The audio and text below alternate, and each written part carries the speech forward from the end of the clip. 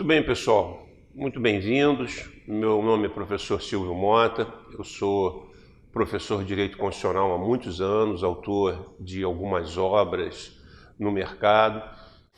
Esse primeiro módulo, ele é introdutório e é um módulo de instrumentação. O que eu vou fazer aqui, a minha proposta aqui é apresentar para vocês as maneiras, as metodologias de abordagem da Constituição, do direito constitucional, como se sistematiza o texto constitucional.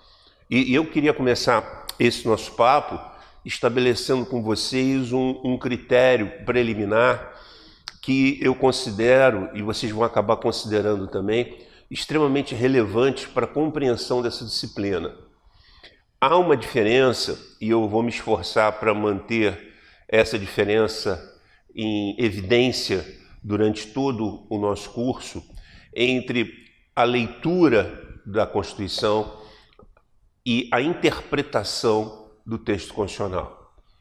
Quando você se submete a uma prova de interpretação de textos na língua portuguesa, a única preocupação daquele que se submete a um tipo de avaliação desse naipe é apresentar para o examinador a compreensão do conteúdo literal do texto ofertado. Não é assim no direito. No direito existem metodologias interpretativas que, não raro, extrapolam o sentido literal da norma. Então há uma diferença e eu não pretendo que você compreenda isso num primeiro momento.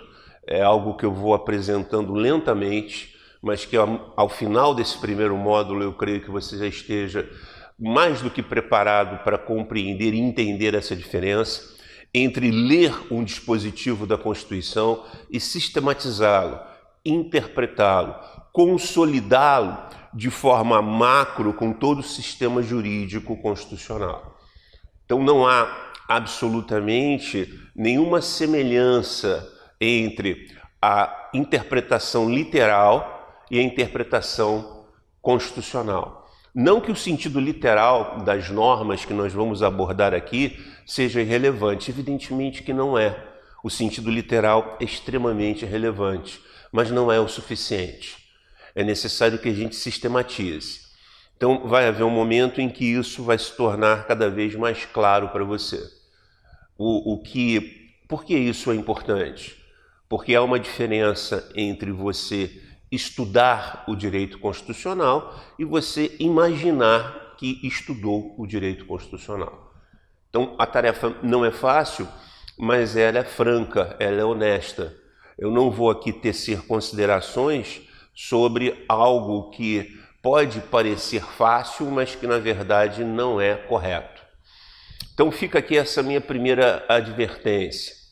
Mas eu quero começar bem no iniciozinho, né? Eu quero pegar você pela mão e te levar à compreensão do sistema jurídico constitucional brasileiro.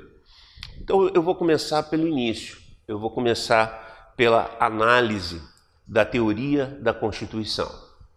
A teoria da Constituição nada mais é do que uma aula de instrumentação cirúrgica. Você tem um indivíduo dentro de um centro cirúrgico que tem a função de fornecer ao cirurgião os instrumentos necessários para aquela intervenção cirúrgica. É basicamente isso que a gente vai fazer aqui no início. Eu vou apresentar para você aulas de instrumentação. Eu vou te apresentar princípios, eu vou te apresentar regras, eu vou te apresentar raciocínios básicos e instrumentais, para que quando a gente chegue lá no estudo dos direitos e garantias fundamentais, você esteja devidamente instruído, equipado e apto a produzir a dissecação do texto constitucional. Porque sem isso fica absolutamente impossível se conseguir êxito em qualquer avaliação onde se exija aquilo que está nas entrelinhas, aquilo que não aparece literalmente no texto, mas que é objeto de consideração hermenêutica, de consideração jurisprudencial. A gente vai ver isso com uma certa tranquilidade. Então vamos lá, vamos para o slide. Eu vou começar pelo que é mais básico, né? Qual é o objeto de estudo do direito constitucional? É o mais básico. O que o direito constitucional estuda? Presta bem atenção. A minha preocupação aqui não é saber o que o direito estuda. O direito é uma ciência social extremamente complexa que, de uma maneira geral, estuda relações jurídicas. Mas o direito é composto de diversas disciplinas que integram o seu conteúdo. Uma dessas disciplinas é o direito constitucional. Cada uma das disciplinas do direito tem o seu objeto de estudo stricto sensu. A gente no direito utiliza muito essas terminologias em latim. Lato sensu significa em sentido amplo. O direito lato sensu, enquanto ciência, estuda relações jurídicas. O direito stricto sensu, quer dizer, cada uma das disciplinas que compõem o direito constitucional, por exemplo, em sentido específico, tem um objeto de estudo. Assim como o direito penal estuda o fato criminoso, os delitos, sejam crimes, contravenções, assim como o direito tributário estuda o fato gerador e suas hipóteses de incidência tributária, o direito constitucional estuda a Constituição política do Estado. Essa expressão é uma expressão que você encontra em qualquer compêndio, em qualquer obra de direito constitucional. O direito constitucional estuda a Constituição política do Estado. Isso é suficiente? Claro que não. Eu tenho que efetivamente entender o que essa expressão significa. Qual é o alcance dessa expressão? Então, como um primeiro passo, eu proponho a dissecação dessa expressão. Eu vou estabelecer aqui a compreensão de um termo dessa expressão. O que é, ou o que passará a ser a partir de agora para você, dentro do direito constitucional, Estado. Um detalhe, o direito constitucional não estuda o Estado. Ele estuda algo que é diferente do Estado. Quem estuda o Estado é uma outra disciplina jurídica chamada Teoria Geral do Estado. Há uma área de interseção razoável entre a TGE, a Teoria Geral do Estado, e o direito constitucional, sem dúvida. Mas o que me preocupa para a compreensão da teoria geral é identificar o conceito de Estado para o direito constitucional. O que é um Estado? Bom, eu não vou te dar um conceito pronto, não é do meu feitio apresentar nenhuma ideia pronta, nenhuma frase feita. Eu vou te convidar a descobrir, a conceituar o Estado. E eu vou te dar algumas dicas, eu vou te apresentar alguns elementos integrantes desse conceito de Estado e a partir da existência desses elementos, você, de posse deles, construa o seu próprio conceito de Estado. Há um primeiro elemento que vai integrar esse conceito que você vai criar de Estado, esse conceito pessoal, e esse elemento é um elemento geopolítico. A gente pode chamar genericamente de um elemento espacial. É algo de fácil percepção. Nesse momento, não importa aonde você esteja me ouvindo, me assistindo, você está pisando numa porção desse elemento espacial. Esse elemento espacial ele é concreto, ele é tangível. Você o toca, você o mensura, do Iapoque ao Chuí, você consegue estabelecer com uma precisão matemática qual a extensão do território nacional brasileiro. Claro, território é um conceito de fácil assimilação, mas não é o suficiente para conceituar Estado. Território, esse elemento geopolítico, esse espaço geopolítico, é apenas um dos elementos que necessariamente vão integrar o conceito de Estado. Ao lado desse elemento, acrescente-se aí um segundo elemento imprescindível para a construção desse conceito. E esse segundo elemento é o elemento pessoal, também de fácil percepção.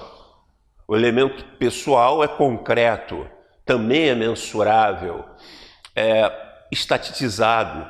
É possível que você consiga mensurar e dimensionar a população do Estado. E esse elemento é pessoal. Só que um território cheio de gente não é um Estado. Eu prefiro aqui, tecnicamente, o termo população para designar esse segundo elemento ao termo povo, porque o termo povo, sob o ponto de vista técnico, envolve necessariamente aquele conjunto de pessoas que mantém uma relação jurídica muito próxima com aquele território, o que nós chamamos tecnicamente de nacionais. O elemento população, ele é muito mais abrangente, ele atinge toda a demografia daquele território, envolve não apenas os nacionais, mas também aqueles que são estrangeiros, os alienígenas no direito internacional, ou mesmo os apátridas, os exilados, os refugiados, enfim, toda a gente que habita aquele espaço. Mas esse segundo elemento, embora também indispensável para a definição do que é um Estado, não é o suficiente. Um território cheio de gente não é um Estado. A esses dois elementos, necessariamente o seu conceito de Estado deve acrescentar um terceiro elemento. E esse terceiro elemento é um elemento jurídico. Esse elemento ele já não é tão concreto quanto os dois primeiros, ele exige uma certa abstração para que você o compreenda. O elemento jurídico, que pode ser traduzido no direito, na finalidade, conforme você queira, esse elemento jurídico ele é um dos elementos essenciais ao conceito de Estado, porque ele vai disciplinar a conduta da população dentro daquele território. Esse elemento jurídico é indispensável ao conceito de Estado. Mas é o suficiente? Por exemplo, afirmar que existe um território, uma população e um governo, isso é suficiente para denominarmos aí a existência de um Estado? Não, não é. Absolutamente não é.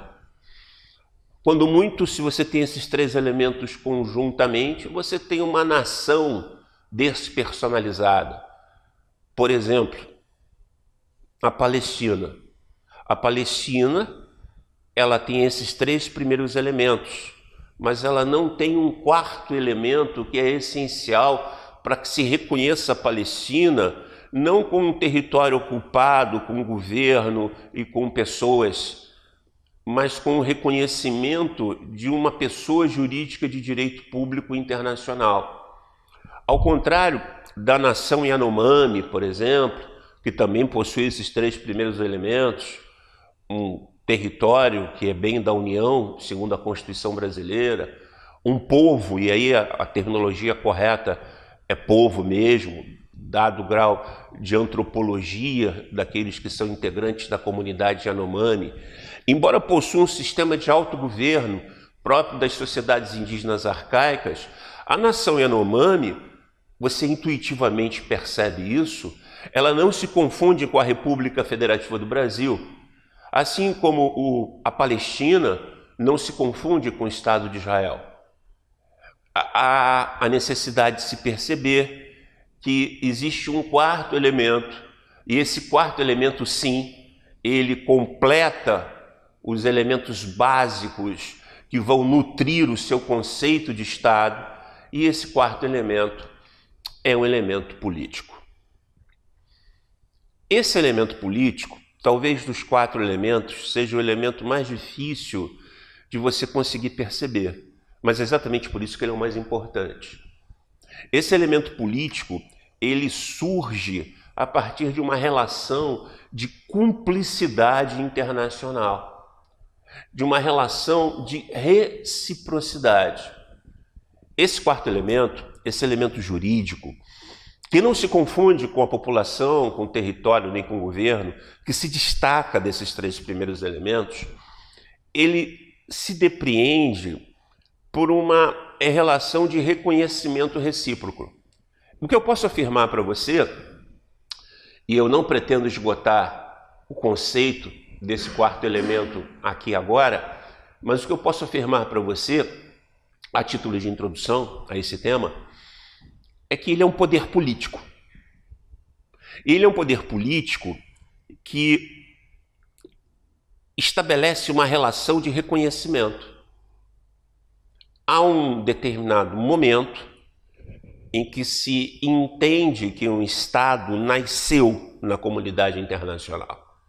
E esse momento é exatamente o momento em que esse Estado se vê reconhecido como tal pelos demais Estados que compõem a comunidade internacional.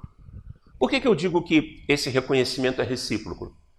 Porque os Estados que compõem a comunidade internacional, primeiro, vão reconhecer a existência do território, da população, do governo desse Estado novo, desde que esse Estado novo reconheça também, reciprocamente, a existência de território, de governo, de população dos demais Estados que compõem o orbe internacional.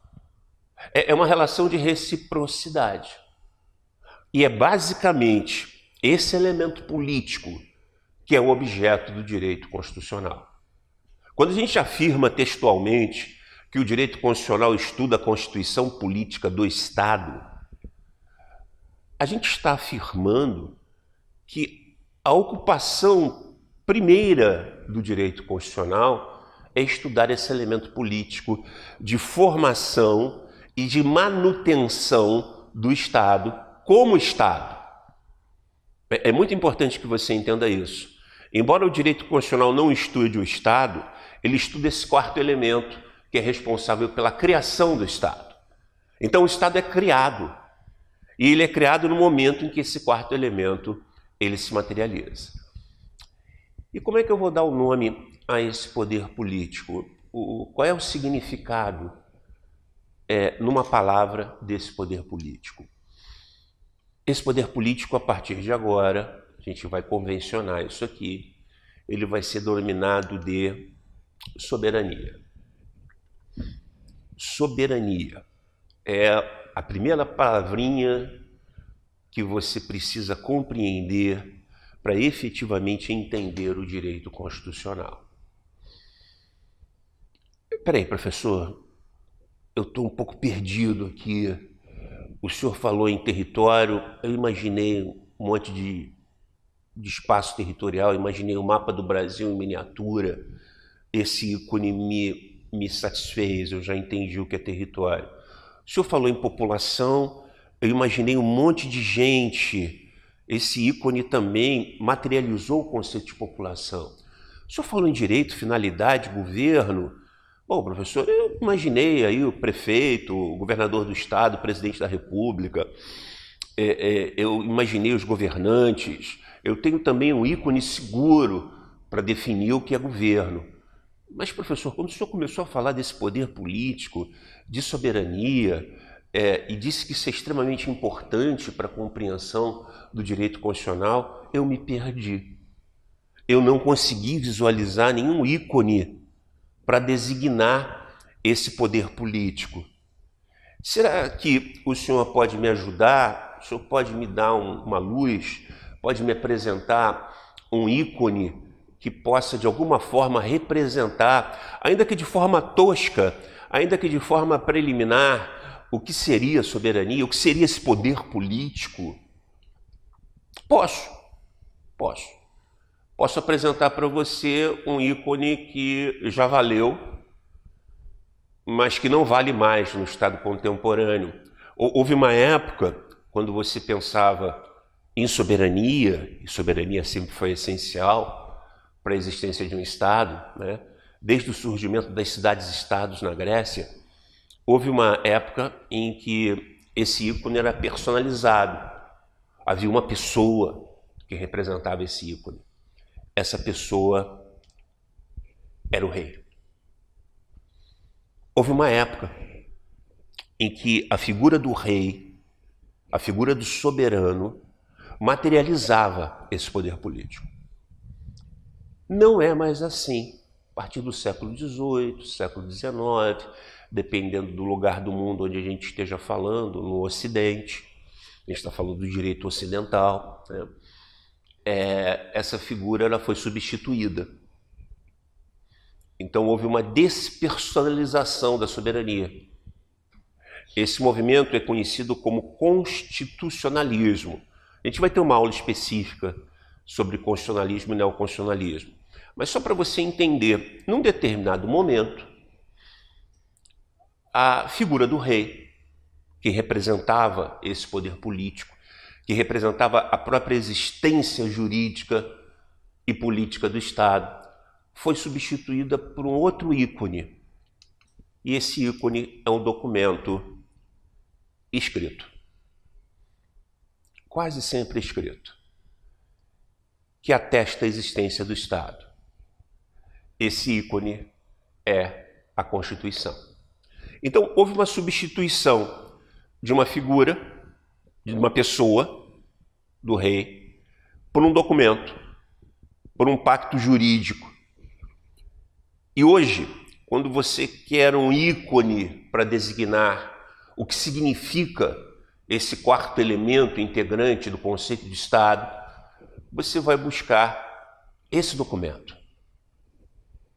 Então, na medida em que esse documento surge um novo Estado. O que eu quero que você perceba é o seguinte: sob o ponto de vista antropológico, o território brasileiro, antes de se tornar território brasileiro, tem aproximadamente 5.000 anos, com os primeiros grupos que ocuparam essa parte do planeta. Só que a nossa aula não é de antropologia.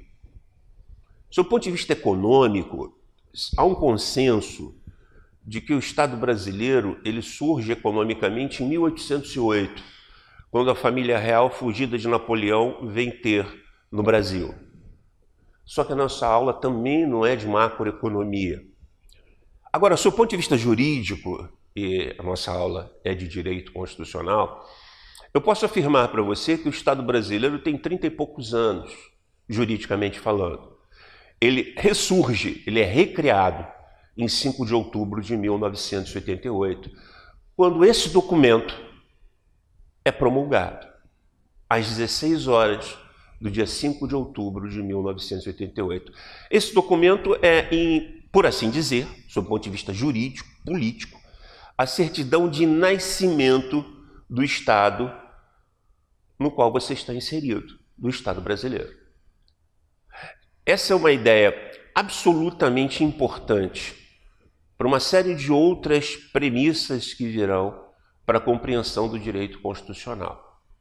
Se Israel reconhecesse uma Constituição na Palestina, por que o resto do mundo não reconheceria? A Palestina é um Estado? Não, a Palestina é uma nação despersonalizada, porque Israel não admite a sua existência como Estado.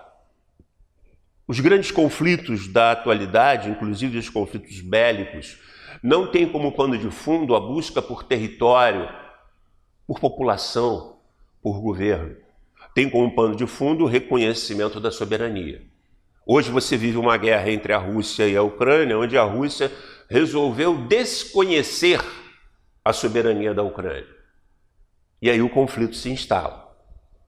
Então, o que você discute hoje no plano internacional, o que você discute hoje no direito público é soberania. E o que é a soberania? A soberania é objeto de estudo do direito constitucional. Quando você abre um livro de direito constitucional e aparece lá, o direito constitucional estuda a Constituição Política do Estado, leia que o direito constitucional estuda a soberania. Como ela se forma, como ela se mantém, como ela se projeta e qual vai ser o seu futuro. Porque esse conceito, soberania, não é um conceito estático, ele é um conceito dinâmico. Tanto é que eu posso afirmar para você, num primeiro momento, o que seria a Constituição. Para que ela serve? Por que que ela é a lei maior do Estado? Por que que ela é a fonte de todo o direito que pulula dentro do Estado, que gera obrigações e deveres? Por quê? Por causa disso aqui. O que é a Constituição? A Constituição é um instrumento de soberania. Então, desculpem a redundância, mas eu não tenho uma maneira mais clara de dizer isso. A Constituição constitui o Estado. A Constituição constitui o Estado. Por quê? Porque não é Estado sem Constituição. Por quê? Porque não é Estado sem soberania. Não é Estado sem esse reconhecimento recíproco. Eu, Estado soberano, respeito a integridade do território, da população, do governo, de você, Estado, desde que você, Estado, respeite a integridade do meu território, da minha população, do meu direito, da minha finalidade, do meu governo. É esse pacto internacional que gera essa noção de soberania. É claro que o elemento territorial é relevante, você está vendo isso hoje na Ucrânia, faz parte do conceito de Estado a ideia de um território imaculado, íntegro. Caso contrário, há uma violação dessa soberania. A partir daí, a gente constrói um conceito inicial. Qual é o próximo passo? Depois que eu identifiquei o objeto de estudo do direito constitucional, depois que eu percebi que soberania é essencial para a compreensão desse tema, eu passo à análise das metodologias de abordagem, das metodologias de estudo do direito constitucional. Como é que eu posso estudar o direito constitucional? Eu tenho três maneiras diferentes, três métodos diferentes. Eu posso estudar o direito constitucional geral, são aulas de instrumentação cirúrgica, eu estou apresentando para vocês os primeiros instrumentos. Eu posso ter um segundo método de abordagem do direito constitucional, que é o direito constitucional positivo.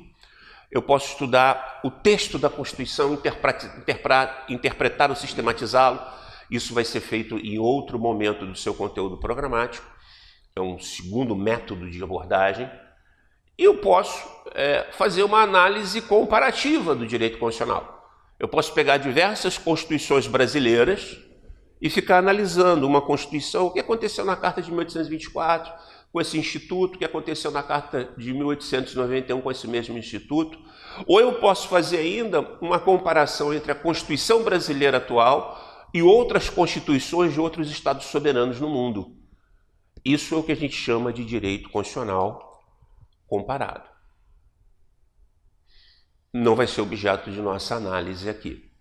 O direito constitucional comparado não atinge o nosso conteúdo programático. Nós vamos trabalhar a teoria geral, essas aulinhas de instrumentação, vou apresentar para você, isso aqui é o bisturi, isso aqui é uma tesoura, os instrumentos que você vai utilizar para dissecar o texto constitucional, não para ler não interessa, não adianta ficar decorando o texto constitucional, isso não resolve nada hoje.